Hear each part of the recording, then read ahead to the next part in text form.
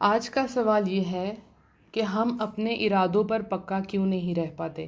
یعنی جو ہم ڈیسیژن لیتے ہیں، ہم گناہ کو چھوڑتے ہیں، جھوٹ، ڈرامے، غیر محرموں سے بات کرنا، یہ ہم سب گناہ چھوڑتے ہیں لیکن 2 دن بعد وہی کام دوبارہ کرتے ہیں. کیوں ہم پکا نہیں رہ پاتے؟ تو سب سے پہلے سوچیں، کیا آپ یہ جو سارے کام ہیں اس کو کرتے وقت سکون میں رہتی ہیں؟ کیا یہ کرتے ہوئے کبھی آپ کو خیال نہیں آتا ہوگا کہ اللہ سبحانہ تعالیٰ ناراض ہو رہے ہیں؟ آتا ہوگا ڈیفینیٹلی. پھر یہ بھی سوچتی ہوں گی کہ میں تو ایسی نہیں تھی، مجھے کیا ہو گیا؟ کبھی تو خیال آتا ہوگا کہ اگر اس حالت میں مجھے موت آ گئی تو میرا انجام کیا ہوگا؟ تو یاد رکھیں، یہ اللہ کی حدود ہیں، انہیں آپ کی بہتری کے لیے بنایا گیا ہے. اگر آپ انہیں توڑیں گی تو ایک طرف تو آپ اللہ سبحانہ تعالیٰ کو ناراض کریں گی، لیکن آپ کا اس کے ساتھ ساتھ سکون، آپ کی دنیا اور آخرت تباہ ہو جائے گی.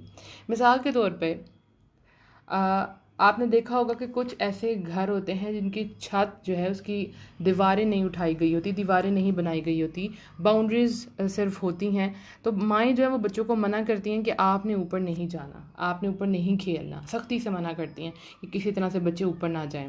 وہ کس کے لیے؟ آپ کے لیے. لیکن آپ کو دوسرے بچے کہتے ہیں چلیں اوپر چلتے ہیں، اوپر تو بڑا اچھا موسم ہے، تمہاری امی تو ایسی منع کرتی ہیں تو اوپر چلتے ہیں. تو بچے اوپر جا کے چھت پر کبھی پتنگ اڑاتے ہیں، کبھی کھیلتے ہیں، کبھی لڑتے ہیں.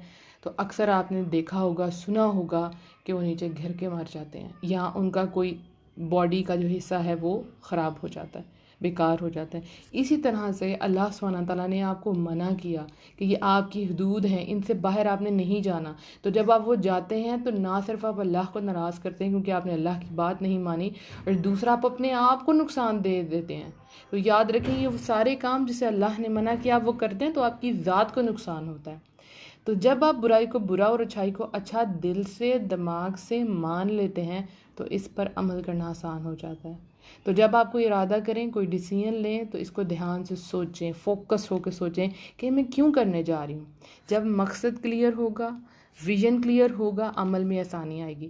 تو وہ عمل کرتے ہوئے جب بھی آپ ڈگمگانے لگیں گے، سپوز انسان کوئی بھی اچھا کام شروع کرتا ہے اور درمیان میں سستی آ جاتی ہے، تو آپ کو کرنا کہ آپ اس مقصد کو ذہن میں لے کے آتے ہیں جس کی وجہ سے میں نے یہ ڈیسیژن لیا تھا. تو آپ دوبارہ سے کھڑے ہو جاتے ہیں. تو جس کا مقصد کلیئر ہوگا اس کو، وہ کبھی بھی اپنے عمل کو چھوڑے گا نہیں، کبھی اپنی ڈیسیژن سے پیچھے نہیں ہوگا. اب دیکھیں، بہت سے لوگ نماز جو ہے وہ نہیں پڑھ پاتے. کیوں؟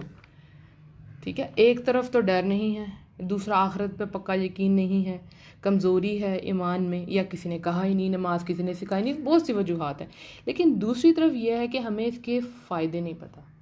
جب آپ اذان میں سنتے ہیں حی علی الصلاۃ، حی علی الفلاح، آؤ نماز کی طرف، آؤ کامیابی کی طرف، ہمیں مطلب ہی نہیں پتہ ہوتا کامیابی کیا ہے. ہر قسم کی کامیابی نماز میں لکھی ہے. آپ کی ہر قسم کی کامیابی آپ کی نماز سے ریلیٹڈ ہے، جڑی ہوئی ہے اس کے ساتھ. 5 وقت میں آپ اللہ کے حضور جب جاتے ہیں، آپ کے تمام دنیا کے، دین کے، آپ کے ذہنی، آپ کے جسمانی جو بھی پرابلمز ہیں وہ سالو ہو جاتی ہیں.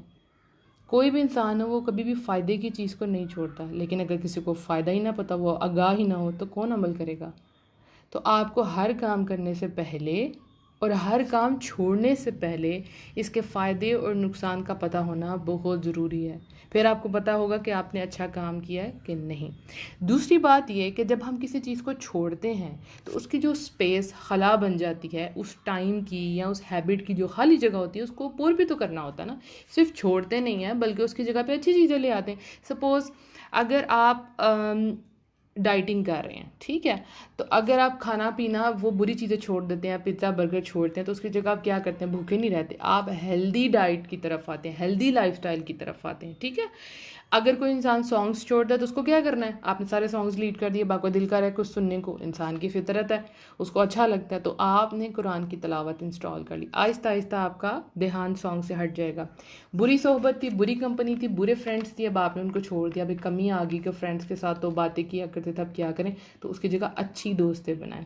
اسی طرح سے رات کو عادت تھی غیر محرموں سے بات کرنے کی اور پیکیجز آن کر کے بات کرنے کی، اب ہیبٹ بن گئی ہے. اٹس ناٹ لو، یہ ہیبٹ ہے، برائی ہے اور بے حیائی ہے. یہ اللہ کی حدود کو پار کرنا، یہ سب سے بڑی برائی ہے جو اب آ گئی ہے، اور اس سے لڑکیوں کے سکون برباد ہو گئے ہیں.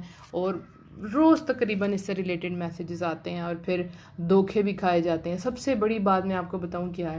ذہنی سکون برباد ہو جاتا ہے. جس کے پاس ذہنی سکون نہیں، نہ وہ سو سکتا ہے اور نہ وہ جا کے خوش رہ سکتا ہے، نہ اس کو اپنے صحیح کھانے پینے کی ہوش ہوتی ہے، اور سب سے بڑی بات اس زندگی کا مقصد اس کا ختم ہو جاتا ہے۔ اس کے ذہن میں بس ایک ہی پوائنٹ ہوتا ہے، میری بات ہو جائے، میرے اس انسان سے شادی ہو جائے، میرا رشتہ جڑ جائے، دیٹس اٹ، اور کچھ بھی اچھا کام نہیں ہوتا۔ سو اپنے آپ کو ایک بڑے اور نیک کام، بڑے مشن کے ساتھ جوڑیں تاکہ بری عادتیں آپ سے ختم ہو جائے۔ اپنے آپ کو ویسٹ نہیں کرنا، اپنا ٹائم ویسٹ نہیں کرنا، اور آپ کسی کے لیے کھلونا بھی نہیں ہے کہ کوئی آپ سے بات کرے اور پھر کہے کہ نہیں میں آپ سے شادی نہیں کر سکتا۔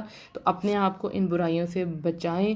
وقتی خوشی، وقتی لذت جو ہے وہ پرماننٹ بے سکونی آپ کو دے جاتی ہے۔ آپ بڑے کام کے لیے بنی ہیں۔